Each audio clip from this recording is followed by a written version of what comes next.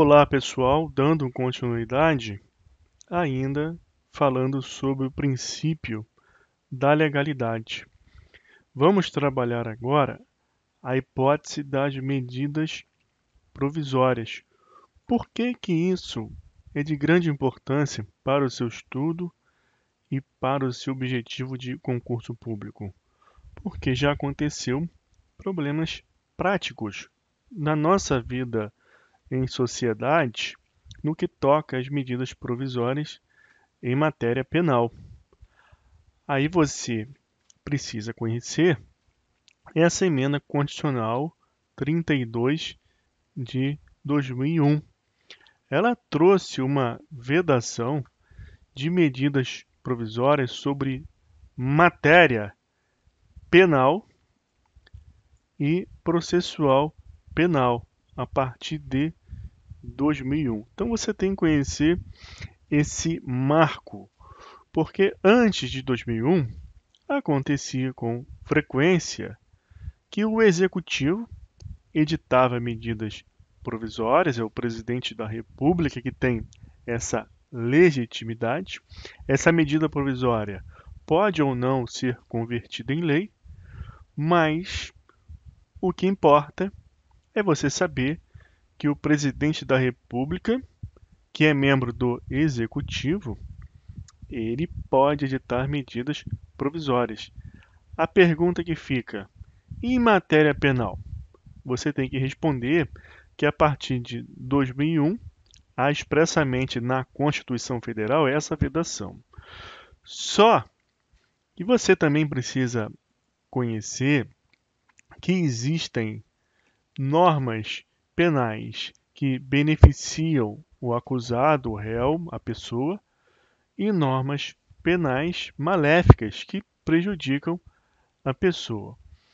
E o fato concreto que aconteceu à época foi o seguinte: o executivo ele precisa arrecadar, precisa de dinheiro em seus cofres para poder exercer a sua atividade, que é dispendiosa.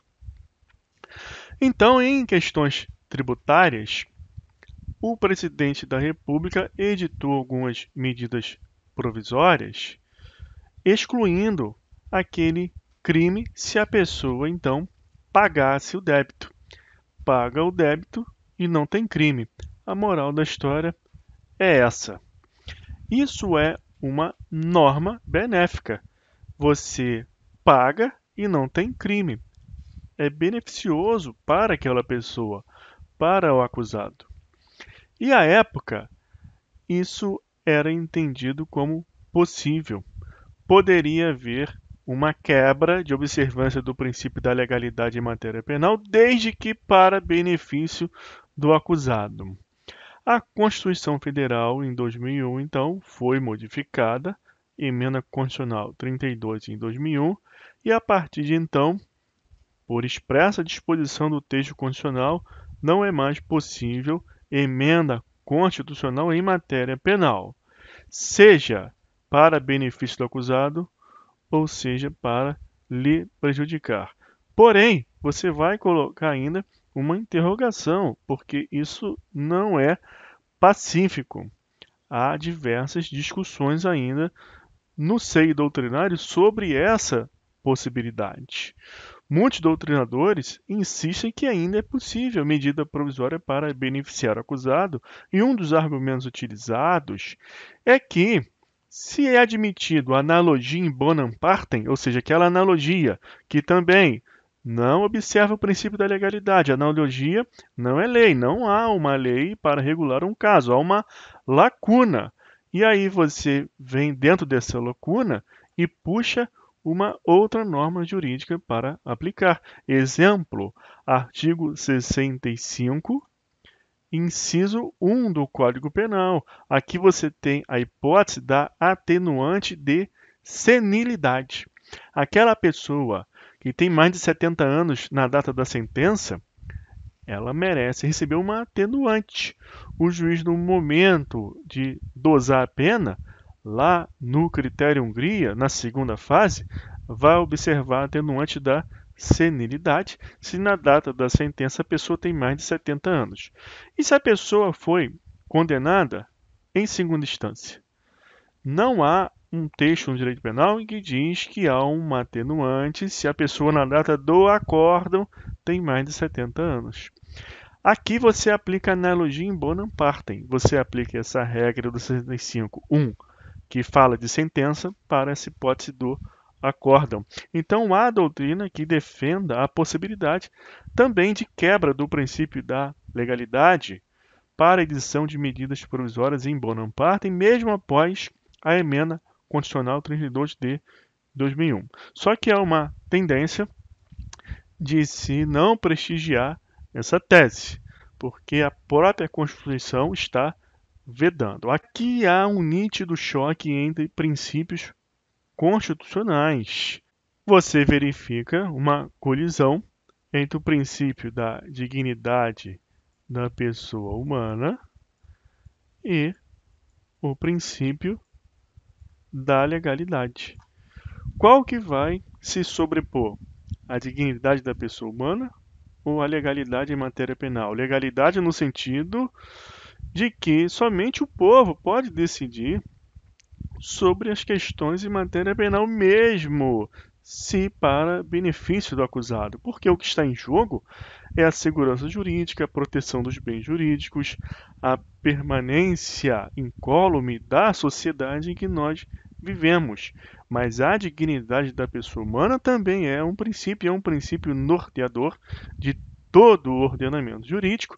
Você observa no artigo 1º da CF, que é um fundamento da República Federativa do Brasil, a dignidade da pessoa humana. Então, não é nada esquisito você defender com muita ênfase essa possibilidade de medida provisória em matéria penal para benefício do acusado, também trazendo à luz essa possibilidade de se trabalhar com analogia em bonum partem. Mas você precisa se preparar para a sua prova. Então, eu vou mostrar aqui à frente duas questões de concurso que são contraditórias, uma de 2014, uma de 2013, em que a resposta aqui foi diferente. Você tem que ficar atento, então, ao que foi perguntado. Observa que aqui você está em 2014 e aqui em 2013, então é posterior à entrada em vigor da emenda constitucional 32 de 2001. Olha essa questão para consultor legislativo. O princípio da reserva legal aplica-se de forma absoluta às normas penais incriminadoras, excluindo-se de sua incidência as normas penais não incriminadoras. Então, se for para benefício do réu, não é necessário observar a reserva legal. Outros mecanismos normativos podem ser utilizados, outras fontes do direito. Você tem aqui como possibilidade a aplicação da analogia em bonum partem. Por exemplo, a analogia é uma fonte do direito. Você também aplica a analogia no direito penal, em malum partem não pode, mas em bonum partem é bem aceito. É bastante sólido esse entendimento dessa possibilidade, e eu dei o exemplo do artigo 65.1 do Código Penal, que fala da agravante da senilidade. Olha aqui então por outro ângulo. E no caso de medida provisória, é possível? Essa questão ela não enfrentou exatamente essa questão da medida provisória, mas está dito aqui que, de forma absoluta, você aplica a reserva legal para normas penais incriminadoras. Mas, para normas penais não incriminadoras, você não aplicará o princípio da reserva legal de maneira absoluta. Se você ficar em dúvida se cabe ou não para medida provisória aqui, você lembra da analogia em bonum partem, que é plenamente aceita. Aí você não vai errar. A medida provisória, repito, você sempre vai colocar um ponto de interrogação. Após a emenda constitucional 32 de 2001, há um entendimento que vem sendo trabalhado e solidificado de que não pode mais, nem mesmo em benefício do réu e você usa o fundamento para explicar isso no contrato social, no pacto social. Somente o povo, então, poderá dizer se aquela pessoa será penalizada, será punida por uma conduta tipificada como crime ou se será beneficiada.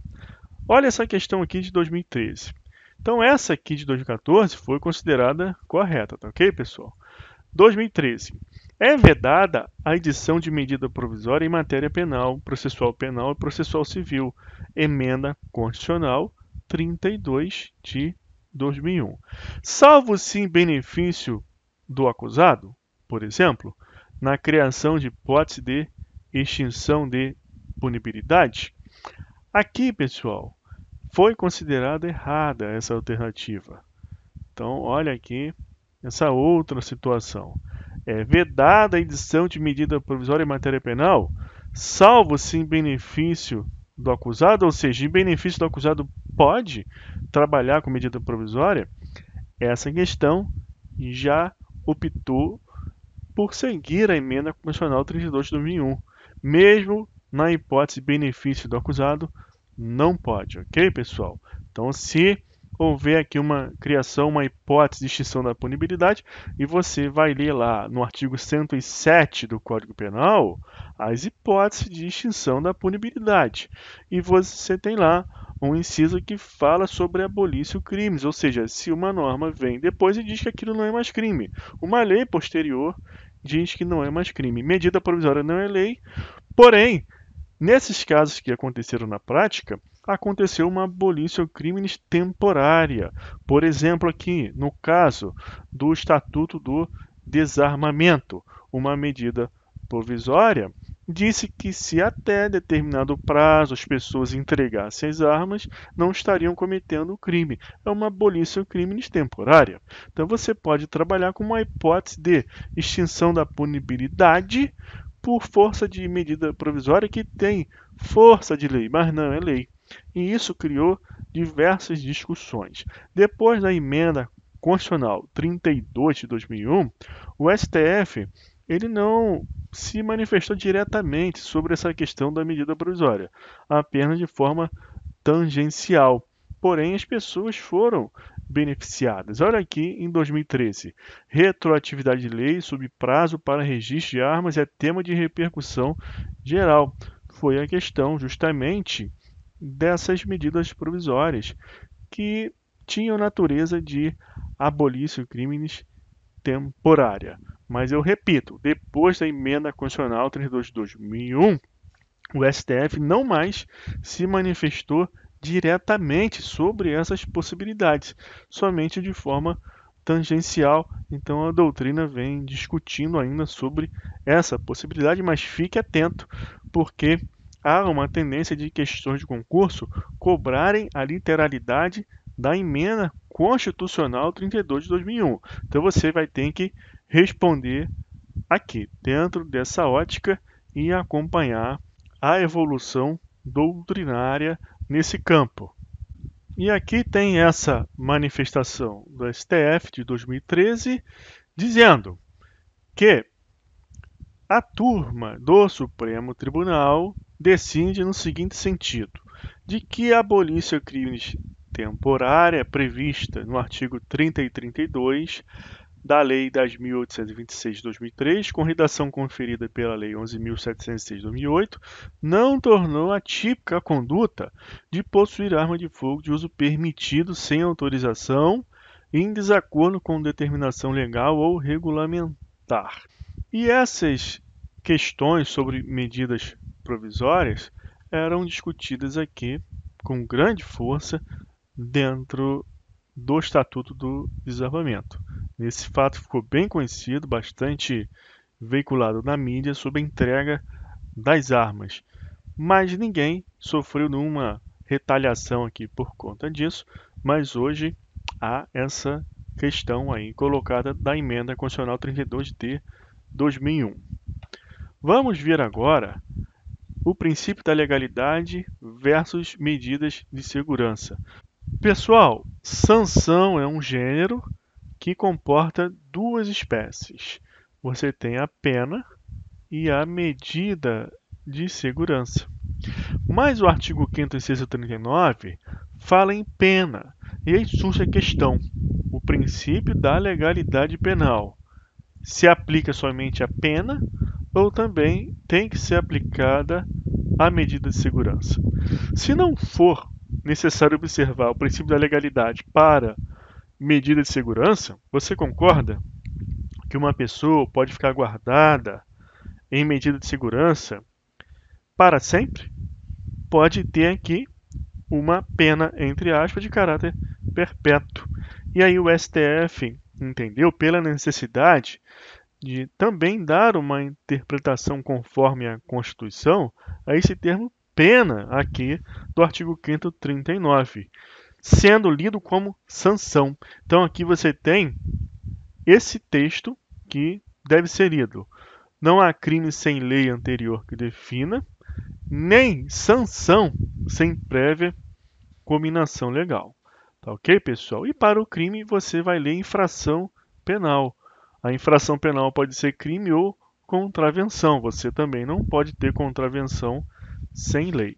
Tá ok? Agora, presta atenção aqui no seguinte. O STF, ele limita o tempo de medida de segurança, porque a medida de segurança deve observar também a reserva legal, o princípio da legalidade. Então, você não pode ter pena nem medida de segurança de caráter perpétuo. Só que o STF coloca como teto a previsão do artigo 75. Hoje, o máximo de tempo que uma pessoa pode ficar presa são 40 anos.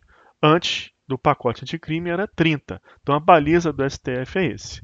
Só que o STJ entende que a duração máxima da medida de segurança não deve ultrapassar o limite máximo da pena abstratamente cominada ao delito praticado. Súmula 527.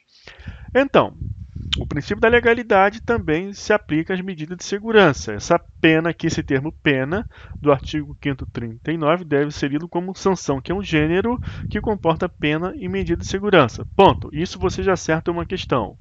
Outras questões de concurso vão trabalhar com esses entendimentos aqui, um do STF e o outro com o STJ. Então, qual é o tempo máximo que deve se observar na medida de segurança? Para o STF, artigo 75 do Código Penal, hoje 40 anos. Para o STJ, o tempo máximo previsto no tipo para pena em abstrato. Tá ok, pessoal? Então vamos ficar por aqui e na próxima aula estudaremos as fontes do direito, costumes, analogia, in bonam partem, in mano partem, em razão também do artigo 5º, inciso 39, princípio da legalidade. Vamos fazer esse confronto entre a lei, costumes e analogia em matéria penal. Até lá, um abraço.